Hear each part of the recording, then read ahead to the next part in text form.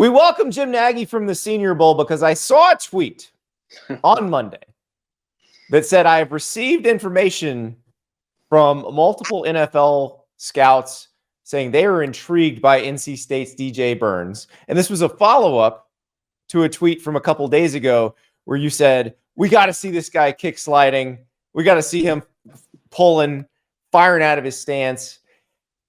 And I'm thinking, okay, maybe it's an April Fool's joke, but I don't care because Jim, you didn't know this about me before we started doing this, but every year when I've watched the NCAA tournament, half the reason I watch is to see who should be playing football. Well, I certainly didn't mean to create a stir on social media, Andy. It was not an April Fool's joke. It's a sickness, man. I can't watch. It's most football guys. I'm not alone. I mean, you're in football. You're watching a big, 275-pound dude with, nimble feet and soft hands and really skilled. That's where your mind goes, man. Like, what could this guy be? So look, maybe he's got an NBA career. I don't know. I'm not an NBA scout. I don't know what the future is for this young man, but it was just intriguing. So I put the initial one out, and yeah, I got like 3 texts back, and they're like, yeah, we were thinking the same thing. And then today, after it really blew up, a buddy of mine who lives in the Research Triangle area that scouts for a team, he was like, man, he's like, you totally blew this thing for me. Like, his hope was that NC State got knocked out really early, and then he was just going to slide down the street and work DJ out and try to do it privately. But now this thing's kind of blown up. But again, there's so many things that come into play, Andy, when you make this projection, like whether they've played football in the past or not. I mean, I think Antonio Gates is probably the best example of that. The guy was a good high school football player. Are they tough enough? Like, how strong are they?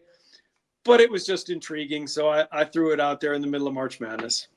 Oh, and it's unbelievable. So I like when I was covering the tournament in person every year when I worked at Sports Illustrated, there would always be somebody. Like every single year there'd be somebody. I had Marquette one year, and Jay Crowder's out there. Jay Crowder's from Villa Rica, Georgia, which is like West Georgia, I-20, right, between Atlanta and the Alabama border. Like, he's born to play tight end. And I'm like, how is this dude not? And I remember asking him about it. He's like, no, I played some football growing up, but I like basketball better. And credit to Jay Crowder. He's like a 15-year NBA veteran. So it's worked out very well for him. But the other guy who I was like, how is this dude not playing football? It was a VCU year or tournament when VCU was in the tournament, and Mo Alley Cox was kind of a big 4 for them, or a small, like a short 4, but powerful.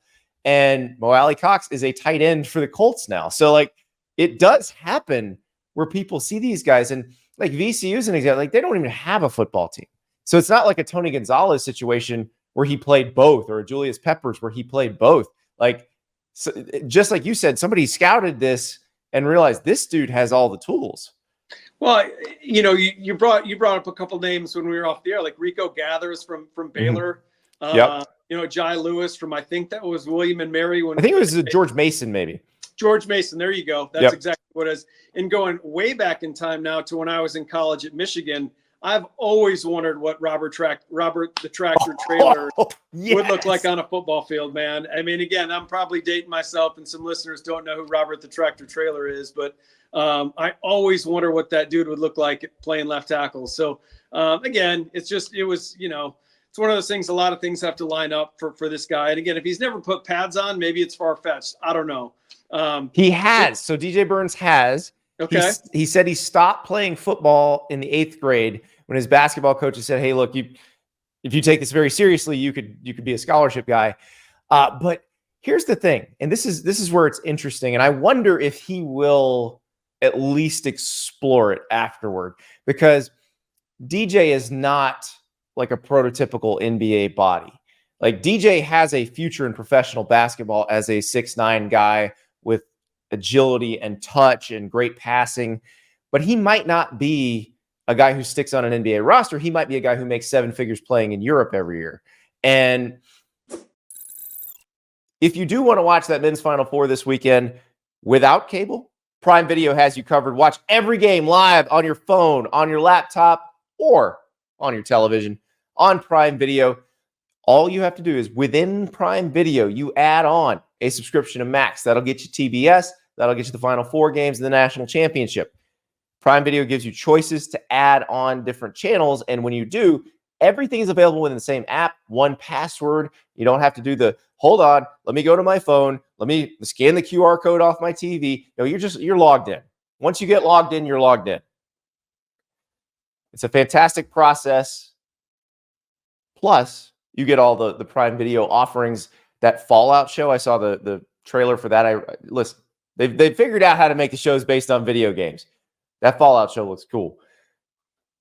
So click the link in the show description to learn more, to get yourself signed up. If you're watching on YouTube, it's in the show description here. If you were listening in podcast form, it's on the show description on your favorite podcast platform. Click that link. Get signed up for Amazon. You can watch the men's Final Four. No cable necessary. The question because here's my thing. Like, if you can be the number 8 or 9 guy on an NBA roster, that is better than like 85% of the jobs in the NFL because of the CBA and how much money they make. But if you can be a cornerstone left tackle in the NFL, that's one of the jobs that's as good, and especially if you maybe can't make it into the NBA.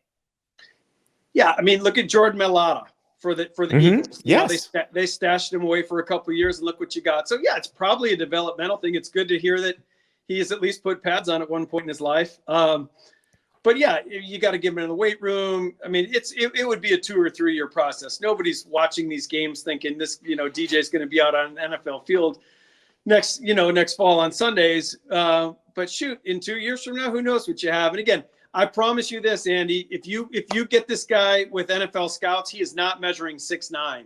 You know that as well as I do. Oh, no. Okay. I want to test your scout's eye on this, because he's listed at 6'9".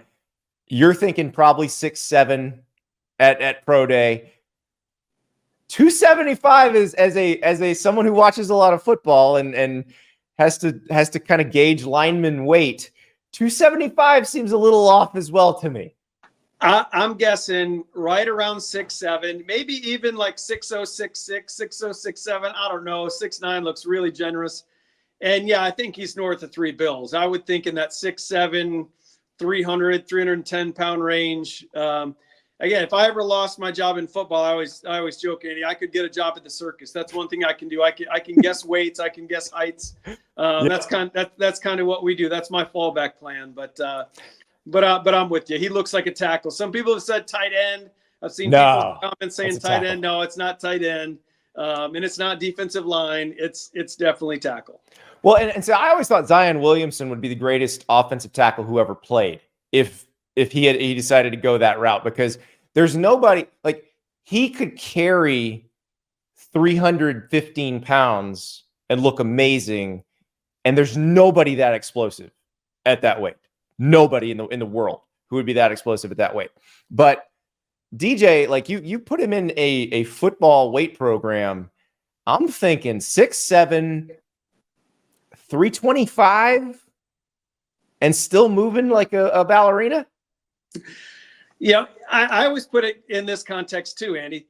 I go back to Jimmy Graham. I was just telling the guys in the office this story. So I'm at Miami. They've got 2 other senior tight ends. I want to say Clive Wolford was one of them. I'd have to go back and look at my notes. And they were doing an edge set drill at the beginning of practice. It's August, right? Like this guy just exhausted in his basketball ability. And from what I remember, Jimmy was kind of the dirty work guy on that Miami basketball team. So Jim, his freshman year, I was covering Florida and went down to Coral Gables to cover Florida at Miami. And poor Jimmy, as a freshman, just got eaten alive by Al Horford and Joakim Noah. But I remember when he finished his career and popped up on Miami's football team, I'm like, oh, that guy, he could be really good at football. But I think he ended his is in their top 10 in career blocks, and he's a good rebounder. Yeah. But he was, and I don't even know if he started. I think he might have been their 6th man if my memory serves me right. But they're out there, they're doing an edge set drill. I mean, it was mano a mano. Pads are cracking, and Jimmy's just getting ragdolled around. And I'll never forget, I was standing next to you know, a longtime scout, Joe Collins. You might know Joe. He's retired in the Jacksonville area now. A longtime guy with the Giants and Browns and 49ers, one of the greatest guys ever. And he said, you know, we're watching these 3 tight ends. They're all going to be draft eligible. And he's like, that Graham kid, he's going to be the best one, Jim. And I was like, wow. the guy that's getting ragdolled around out here is going to be the best one. And then they went to 7-on-7 or, you know, routes on air or something. And then you saw Jimmy Graham move a little bit. And I'm like, I looked at Joe Collins. I was like, man, you might be right. And he laughed. He's like, I cheated. He's like, I was here yesterday too.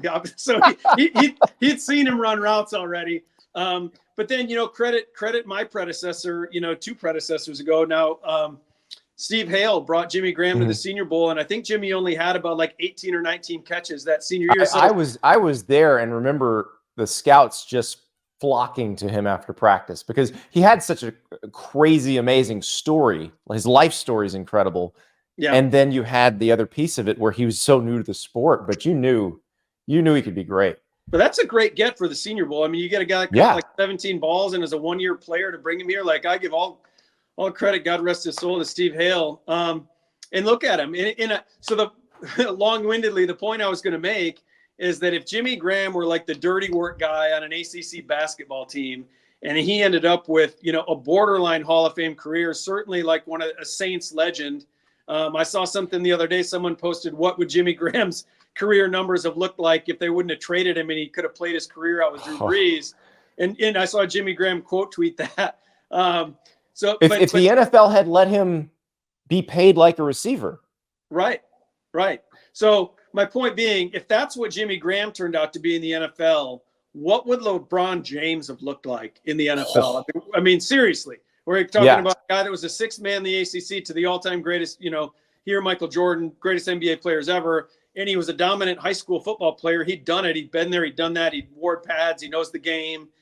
I mean, holy cow. I mean, so that's, you know. Yeah, because LeBron is a legit 6'8", and like I'm sure his weight is one I'd love to turn your scout's eye on too, because I think LeBron, like, now he's older now, he's probably playing a little bit lighter, but like peak LeBron was probably playing at 280.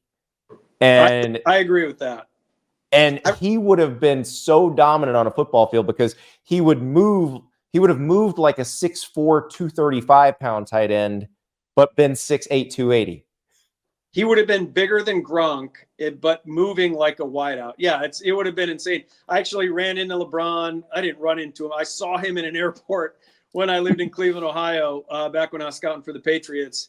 And again, like sometimes those NBA guys that like they just look. I'm used to being around big people, but I was shocked at how big LeBron was in person. It's amazing. So I hope DJ at least kind of explores it. Now I think he's got it. As it's funny because even if he doesn't play in the NBA, he can have a lucrative professional basketball career. I remember talking to a guy I had covered at Florida one year who was playing in Greece, and he's like, "Everybody thinks I failed because I'm not in the NBA." He's like, "I make $750,000 a year and live on the beach.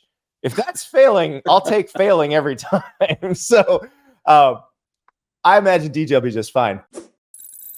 Thank you so much for watching. Just a reminder, subscribe to this channel right here so you never miss an episode of Andy Staples On 3. And oh, by the way, watch all the other great videos on the On 3 Sports YouTube channel.